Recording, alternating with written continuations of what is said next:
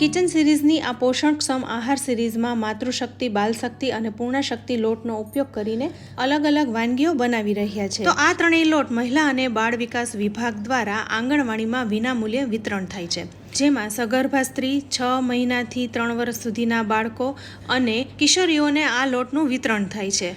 અને આ બધા લોટ છે એ અમૂલ જેવી નામી કંપનીઓ દ્વારા તૈયાર કરવામાં આવે છે, જેને ખાવાથી તમારા શરીરને પૂરતું પોષણ અને ખનિજ તત્વો મળી રહેશે. તો આ વિડીયો તમે વધુમાં વધુ શેર કરો, જેથી લોકોને જાણકારી મળે અને જે જરૂરિયાતવાળા છે એમને આ લોટનો લાભ મળી શકે. તો ચાલો આજે પણ આપણે માતૃશક્તિના લોટનો ઉપયોગ કરીને એક સરસ મજાની સરળ વાનગી બનાવીએ. તો અહીં આપણે 1 વાટકી જેવો માતૃશક્તિનો લોટ લીધો છે. આ લોટ છે એ શેકેલો જ આવે છે, એટલે તમે આમ જ ખાઈ શકો છો. તો આમાંથી બનતી વાનગીઓ છે એ ફટાફટ તૈયાર થઈ જાય છે. તો અહીં આપણે 1 વાટકી જેવો માતૃશક્તિનો લોટ લીધો છે. હવે એની સાથે આપણે થોડી મેથી લીધી છે. અહીં મેથીનું કોઈ માપ નથી, તમારે જેટલી લેવી હોય ને એટલી લઈ શકાય. તો અહીં મેં અડધી વાટકી જેવી મેથી લીધી છે, એને ધોઈ અને સમારી લીધી છે. હવે જે વાટકીથી 1 વાટકી લોટ લીધો છે એ જ વાટકીથી પોણી વાટકી જેવું પાણી લેવાનું છે. આ પાણીને આપણે ગરમ કરવાનું છે. તો નાના વાસણમાં આ પાણીને ઉમેરી દઈશું અને ગરમ કરી લઈશું. અહીં પાણી એકદમ ઉકળવા લાગે ને એટલું નથી ગરમ કરવાનું, થોડુંક જ ગરમ થઈ જાય એટલે આપણે ગેસ બંધ કરીને લોટને પાણીમાં ભેળવી લઈશું. હવે આ લોટને તમે ભેળવશો ત્યારે ગાંઠા નહીં પડે, કારણ કે આમાં ઓલરેડી તેલ ભળેલું જ હોય છે અને શેકેલો જ હોય છે, એટલે જરાય ગાંઠા નહીં પડે. એટલે તમારે આમ જ પાણીમાં લોટને ભેળવી લેવાનો છે. તો તમે અહીં જોઈ શકો છો લોટમાં ગાંઠા પણ નથી પડ્યા અને સ્મૂથલી મિક્સ થઈ ગયો છે. હવે આ લોટને આપણે થોડો ઘણો ઠરવા દેવાનો છે. તો ઢાંકીને થોડી વાર માટે રાખી મૂકીશું. આજે આપણે મેથીના ઢેબરા બનાવી રહ્યા છીએ.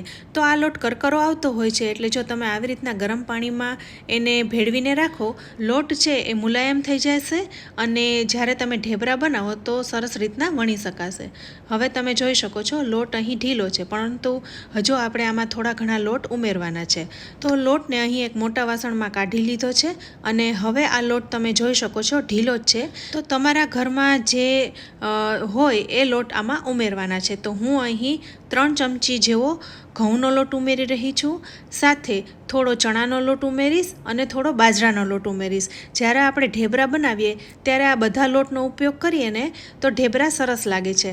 સાથે થોડી મેથી પણ ઉમેરી દઈશું. આમાં લોટ ઉમેરવા માટે કોઈ ચોક્કસ માપ નથી, તમને જેટલો ગમે એટલો લોટ તમે ઉમેરી શકો. તમારા ઘરમાં જે લોટ હોય એ લોટનો ઉપયોગ કરીને આ ઢેબરા બનાવી શકો છો. તો અહીં આપણે 3 ચમચી ઘઉંનો લોટ, 1 ચમચી ચણાનો લોટ અને 1 ચમચી બાજરાનો લોટ ઉમેર્યો છે. સાથે મેથી ઉમેરીને બધા મસાલા કરી લઈશું. હવે સ્વાદ પ્રમાણે મીઠું ઉમેરીશું, થોડીક હળદર, થોડુંક મરચું અને થોડુંક ધાણા જીરું. તો આ બધું તમારે જેટલું ઉમેરવું હોય એટલું ઉમેરી શકાય.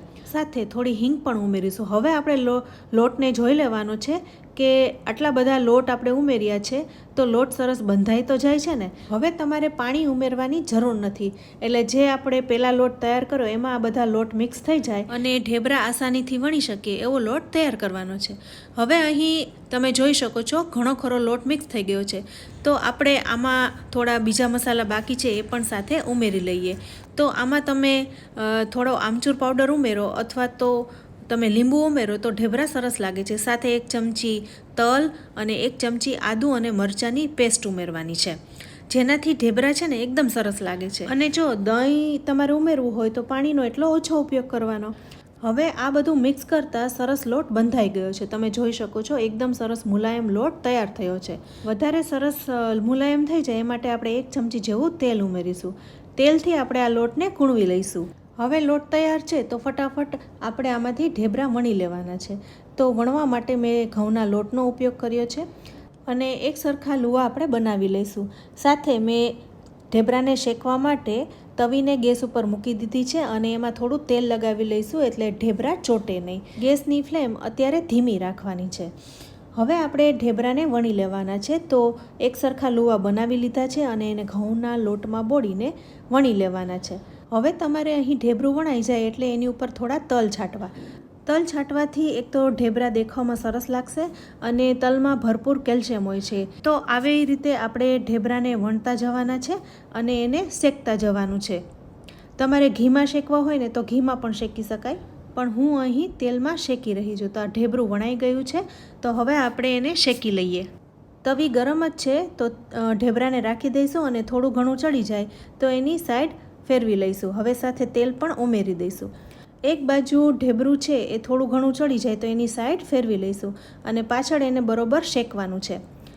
સાથે થોડું તેલ ઉમેરીશું એટલે કલર પણ સરસ આવે. ઢેબરું ક્યાંયથી પણ કોરું ન રહે એ રીતના તમારે તેલ લગાડવાનું છે અને બંને સાઈડ શેકી લેવાનું છે. તો તમે જોઈ શકો છો ઢેબરું છે એ શેકાઈ ગયું છે, એકદમ સરસ ગુલાબી રંગ આવી ગયો છે.